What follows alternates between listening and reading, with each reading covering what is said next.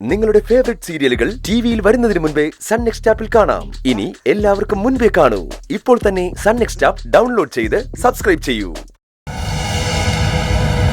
ഞാൻ വിചാരിച്ചത് നീ വരില്ലെന്നായിരുന്നു. ഞാനെന്തിനാ വരാതിരിക്കണം? എനിക്ക് നിന്നെ പേടിയൊന്നുമില്ല. ജയിച്ചു എന്നാവും വിചാരിക്കുന്നത്. ഞാൻ അഹങ്കരിക്കാറില്ല. അവനവൻ ചെയ്യുന്ന കർമ്മങ്ങളുടെ ഫലമാണ് എല്ലാവരും അനുഭവിക്കുന്നത്. ശരത്തോ അതെ. എല്ലാ കാലവും ശരത്ത് ഇങ്ങനെ അകത്ത് കിടക്കുന്ന നീ വിചാരിക്കുന്നുണ്ടോ? അങ്ങനെയാണ് ആഗ്രഹം.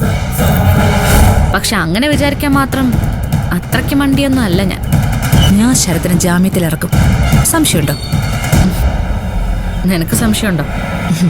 എനിക്ക് സംശയമില്ല. ഇത് കണ്ടോ, കാശ് പാർവതിയമ്മ തന്നത്. കാശാണോ ജാമ്യത്തിന്റെ അടിസ്ഥാനം? അത് വകുപ്പുകളല്ലേ? വകുപ്പുകളാണ്, കാശുമാണ്.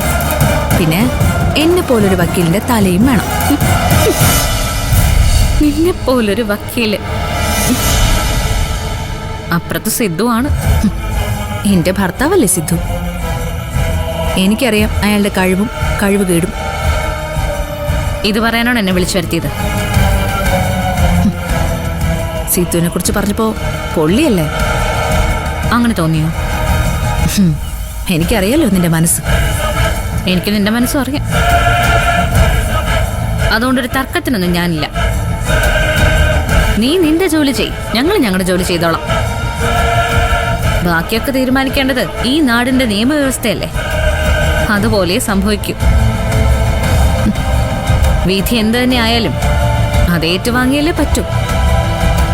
അതിപ്പോ ഞാനായാലും നീ ആയാലും. നിന്റെ വിധി ഏതാണ്ട് തീരുമാനമായി കഴിഞ്ഞു. ശരത്തൊന്ന് പുറത്തിറങ്ങിക്കോട്ടെ. പുറത്തിറങ്ങി അവൻ എന്ത് ചെയ്യോടി? എന്നെ ഇല്ലാതാക്കി കളയോ? നിന്നെ പോലുള്ളവളുടെ വിവരം കേട്ട വാക്കും പുകഴ്ത്തലും കേട്ടാ അവൻ ഇത്രയും വഷളായത്. മോളെ, നിയമബിരുദം ഇല്ലെന്നേ ഉള്ളൂ. നിയമങ്ങളെക്കുറിച്ച് കുറച്ചൊക്കെ സാമാന്യബോധം എനിക്കുണ്ട്. നീ അവന്റെ വക്കീലല്ലേ? ശ്രമിച്ചു നോക്ക്. ജാമ്യം കിട്ടുമെന്ന് നമുക്ക് നോക്കാം. ഞാൻ വാദിയായതുകൊണ്ട് ജാമ്യം കിട്ടാതിരിക്കാൻ ഞങ്ങൾ മാക്സിമം ശ്രമിക്കും. ഒരു മത്സരം, ഫ്രണ്ട്ലി മാച്ച്. ആര് ജയിക്കും നമുക്ക് നോക്കാം. വരട്ടെ. ഇനി ഇത്തരം കാര്യങ്ങൾ പറയാൻ എന്നെ വിളിക്കരുത്. എനിക്കത് ഇഷ്ടമല്ല.